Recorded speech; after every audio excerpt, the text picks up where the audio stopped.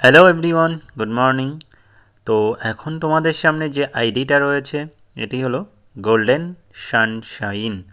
অপূর্ব দেখতে, আর এটা বাগান বিলাসের মধ্যে সবচেয়ে সুন্দরতম ফুল একে বলা হয়। যখন ফোটে অসাধারণ লাগে। এটা আমি এই বছরই কালেক্ট করেছি।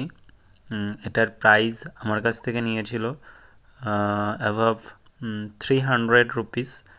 তো মার্চ মাস নাগাদ আমি এটা কালেক্ট করেছিলাম।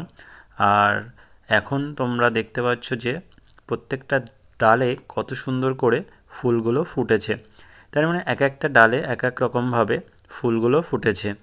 তো কোথাও সাদা, কোথাও ভেরিগেটেড কালার আছে, কোথাও আবার গ্রিন কালার আছে।